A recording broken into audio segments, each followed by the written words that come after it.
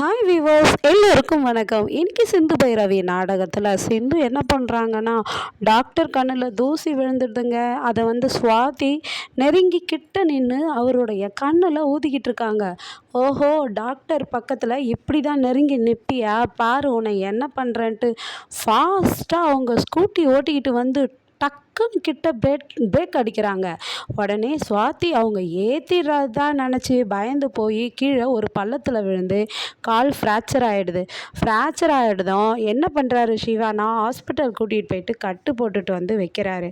வச்சதும் வாடி வா, இனிமே இது மாதிரி தான் என் டாக்டர்கிட்ட யாராவது கிட்ட நெருங்குனீங்க அவ்வளோதான், அவங்களுக்கு நீ தொட்ட நீ கெட்ட அப்படின்னு சொல்லிட்டு போகிறாங்க சிந்து.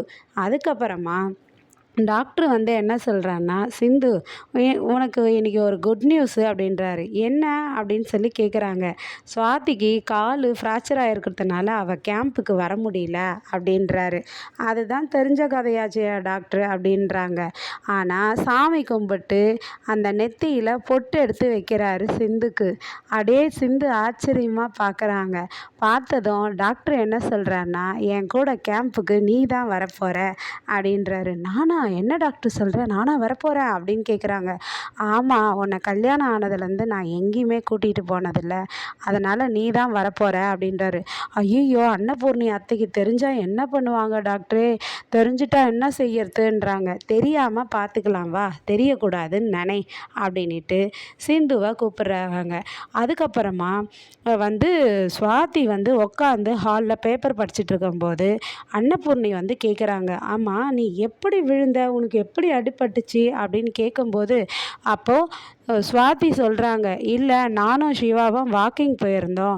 வாக்கிங் போகிற இடத்துல கண்ணில் தூசி விழுந்துருச்சு. நான் அந்த தூசி எடுக்கிறதுக்காக கண்ணில் இருந்து ஊதிக்கிட்டு இருந்தேன். அப்போ சிந்து வேகமாக என் மேலே மோதிரா மாதிரி வந்துட்டா அத்தை. அதில் நான் பயந்து போய் பள்ளத்தில் விழுந்துட்டேன், அதனால தான் எனக்கு அடிபட்டுடுச்சு அப்படின்றாங்க.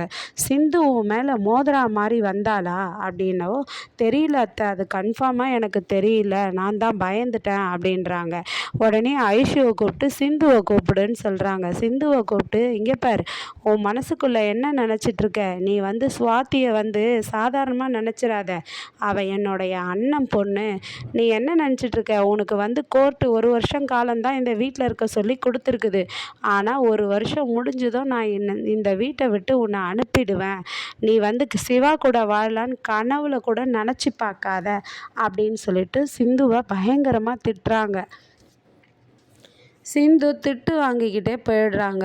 போனதும் அதுக்கப்புறமா சுவாதியை நடக்க முடியலன்னு சொல்லிட்டு ஆறுமுகம் மெல்ல மெல்ல அவங்கள கையை பிடிச்சிட்டு தாங்கிக்கிட்டே நடக்க வைக்கிறாரு. நடக்க போகும்போது இதை பைரவி பார்க்குறாங்க. பைரவி பார்த்துட்டு கோபமாக ஆகுறாங்க. ஆறுமுகம் என்ன நினைக்கிறாருன்னா, ஐயோ பைரவி பார்க்குறாளே, என்ன பண்ணுறது அப்படின்னு சொல்லிட்டு பயந்துக்கிட்டே ஆறுமுகம் சுவாதியை நடக்க வைக்கிறாங்கங்க. ஆனால் ஆறுமுகத்துக்குள்ள மனசுக்குள்ள பயம். ஏன்னா பைரவி திட்டிடுவாங்களோ அப்படின்ட்டு. பைரவி ஆறுமுகத்தை வேண்டான்னு சொன்னாலும் ஆனால் அவர் வேற ஒருத்தரோட பழகிறத அவங்களால பார்த்துக்க சகிச்சுக்க முடியல. அதுவும் சுவாதி கூட நடக்க வைக்கிறதும், தோள் மேலே கை போட்டுக்கிட்டு நடக்க வைக்கிறதும் அதை பார்க்கும்போது சரியான வெறுப்பாக இருக்குது சுவாதிக்கு, பைரவிக்கு. பைரவி ஆனால் 6 மாதம் வரையும் இந்த வீட்டில் இருப்பேன்னு டைம் கேட்டிருக்காங்க. அந்த 6 மாதத்துக்குள்ள ஆறுமுகத்து மேலே நேசித்து அன்பும் காதலும் அவரை மன்னித்து ஏற்றுப்பாங்களான்னு வெயிட் பண்ணி பார்ப்போம். நன்றி, பாய்.